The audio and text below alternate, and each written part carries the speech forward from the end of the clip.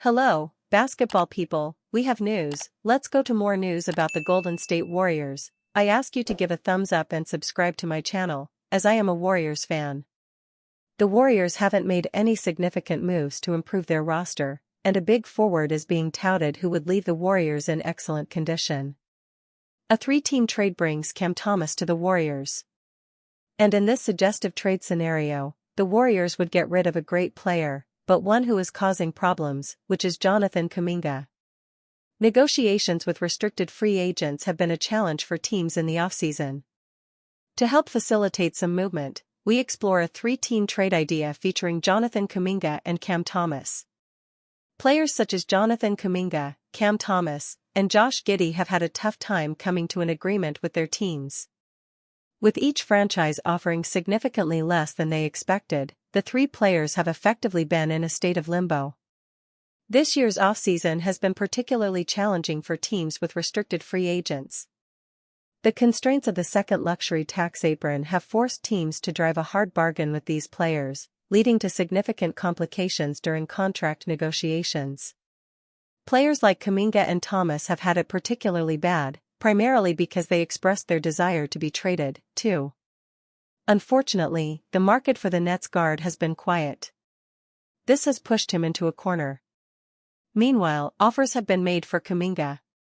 But the Warriors have effectively declined them, expressing their intentions of retaining the forward.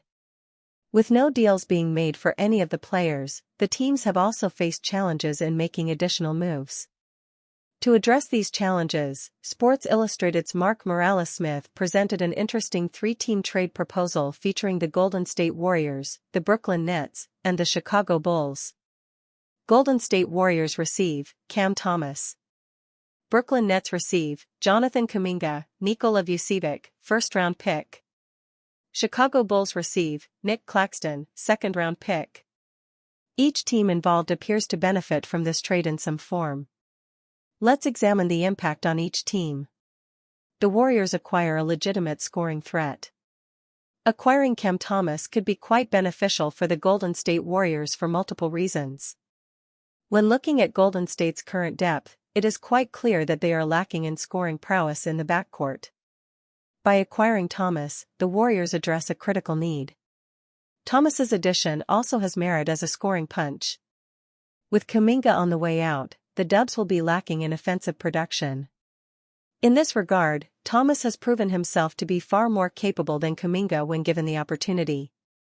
Last season, Thomas recorded an average of 24.0 points, 3.3 rebounds, and 3.8 assists, while shooting 43.8% from the field and 34.9% from three-point range. When also factoring in his ability to create his own shots along with his clutch shooting ability, the 23-year-old displays more offensive upside than Kuminga. This could be viewed positively, but acquiring Thomas poses some challenges as well. Given his approach to offense, Thomas may act outside of the Warriors' offensive system, which could prove to be counterproductive. There is also a chance that he may not be in the starting rotation. This could lead to a drop-off in productivity, along with some dissatisfaction. However, if he is capable of adapting to the Warriors' schemes, the 23-year-old could expand his horizons as a player, learning from one of the best players in the game in Stephen Curry. Warriors predicted to move on from elite $37 million three-point shooter. There were parts throughout Buddy Hield's first season with the Golden State Warriors where he played at an above-average level. In fact, one could even argue that Hield was much better than many expected. On the surface, he's a decent player, but he certainly has deficiencies. Ultimately, however, he did exactly what the Warriors expected him to do. He shot 37% from three-point range on high volume and averaged 11.1 points per game.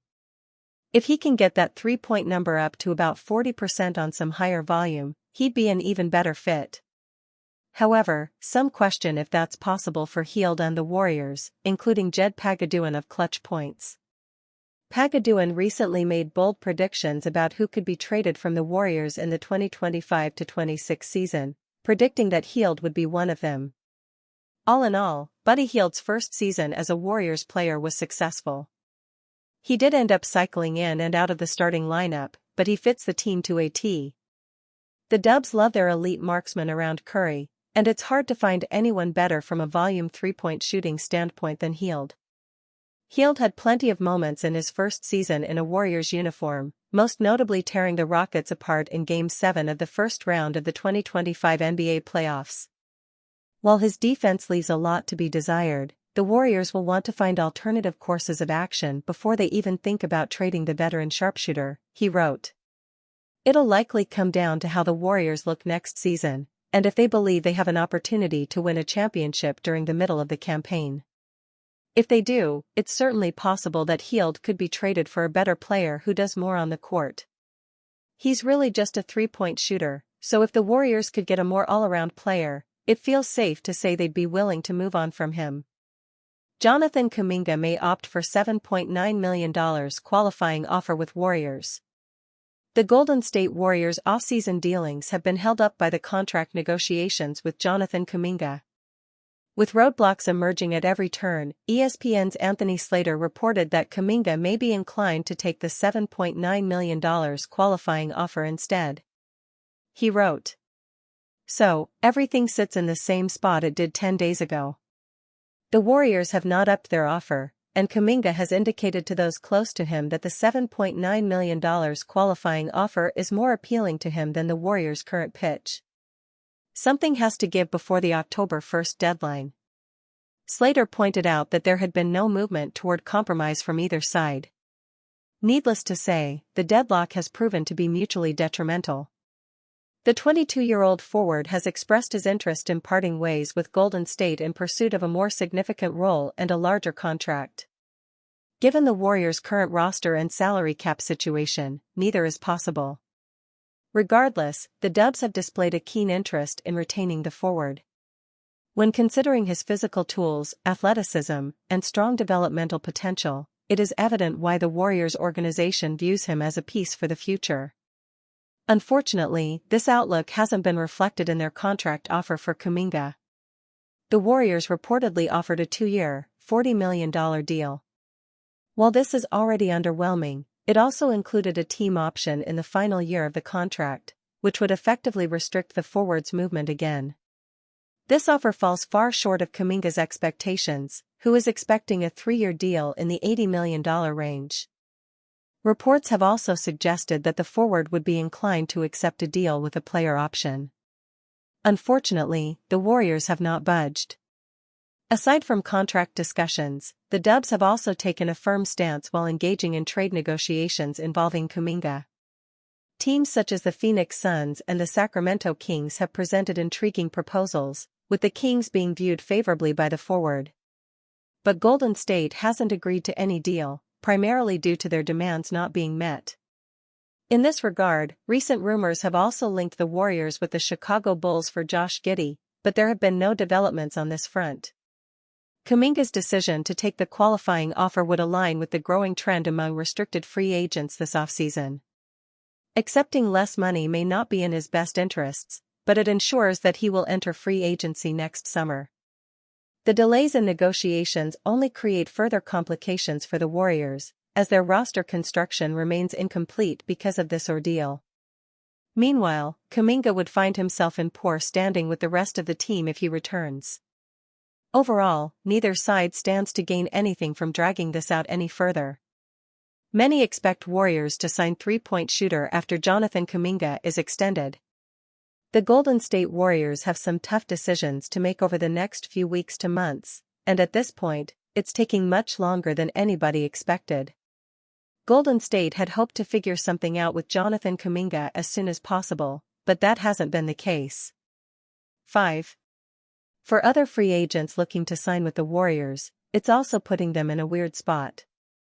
For a player like DeAnthony Melton, that could even require him to wait to sign his deal for even longer than it's already been. Ultimately, while Melton might want to sign with the Warriors, and there could even be a verbal agreement suggesting that they'll do just that when the time comes with Kuminga, if Melton gets another opportunity around the NBA, he might jump on that because of the uncertainty surrounding Kuminga. Despite that, Eric Pincus of Bleacher Report recently noted that he doesn't expect that to be the case, adding that Melton should sign with the Warriors when things are cleaned up. The Golden State Warriors are an odd team this offseason, yet to officially add anyone to the roster. The stalemate with restricted free agent Jonathan Kuminga appears to be the holdup. The Warriors must consider apron restrictions if he returns on a contract starting over $20 million for 2025-26. Melton, presumably at a minimum, started last season with Golden State before suffering a knee injury. Many around the league expect him to re-sign once Kuminga is resolved, he wrote. Melton has dealt with some injuries over the past few years, but when he's on the court, he's been excellent. He's a respectable three-point shooter and often finds himself in the right spots. An excellent professional, the Warriors could certainly use them back. We've seen the Kuminga mistake, and it could cost the Warriors. History has a way of repeating itself. In the NBA, there are many examples of young players who sat behind established stars. But once their role shifted, their ceiling showed up. Teams that stuck through the awkward years often reap the awards. For the Golden State Warriors, the Jonathan Kuminga situation might end badly. They risk being the team that let the one get away. Change of scenery can sometimes benefit players, and often, the first team is left wondering, how did we let this guy go? Today, we will look at 5 players who were in a similar situation and blossomed afterward. Now, it is not a guarantee that Kuminga will turn out good. But for the Warriors, the potential risk is there. We've seen the Kuminga mistake, and it could cost the Warriors. The Warriors and Kuminga are in a complicated situation. Because he is a restricted free agent, he can only get an offer from a team with cap space. Only the Brooklyn Nets and the Detroit Pistons can offer that, and neither are interested.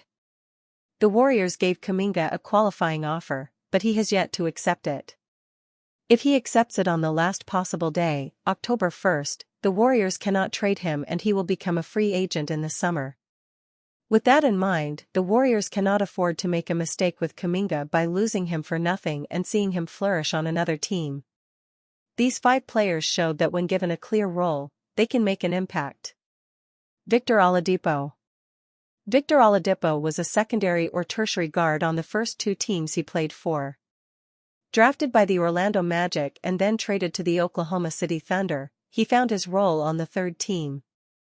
Once he made it to the Indiana Pacers, Oladipo was named the Most Improved Player, 2018, and made the All-Star team twice, 2018-2019. He was a decent to average player on his previous 2 teams, but in Indiana, he truly blossomed. He never led a team to the finals or anything like that, but his talent showed. Kuminga might experience a similar situation. Aaron Gordon. Another Orlando Magic miscast. Aaron Gordon was drafted by the Magic and thrust into a number 1 option in Orlando, but he could never get to that level. After 7 years in Orlando, he was traded to the Denver Nuggets. There, he found a role perfectly suited for him and was one of the most important players on a championship team. Kuminga is not the number 1 option in Golden State, but he is also a player without a defined role. On a team where he knows his role, he might be a valuable and impactful player, just like Gordon in Denver. Ben Wallace. Drafted by the Washington Bullets, now Wizards, Ben Wallace was initially considered a tweener without a defined role. He spent 3 years in Washington and 1 in Orlando before a team found the perfect way to use him. In Detroit, the Pistons built a defense around his strengths. There, he became a 4-time Defensive Player of the Year winner and one of the best defenders in NBA history. Hedo Turkoglu. Hedo Turkoglu might be the best example similar to Jonathan Kuminga. He was a spot-up wing in his first 2 stops, playing for the Sacramento Kings and the San Antonio Spurs. When he made it to Orlando, he found a role as a point forward. He was the Most Improved Player in 2008 and became the engine of a finals team. Kuminga might not be suited to be a point forward, but he is also a wing without a clear role. Spencer Dinwiddie. During his first 2 seasons in Detroit, Spencer Dinwiddie played in only 44 games. He spent most of his time in the G League, where he showed flashes. But, for some reason, the Pistons never gave him a real chance to show his worth. In his first season with the Brooklyn Nets, Dinwiddie was still not getting enough minutes and played for their G League team.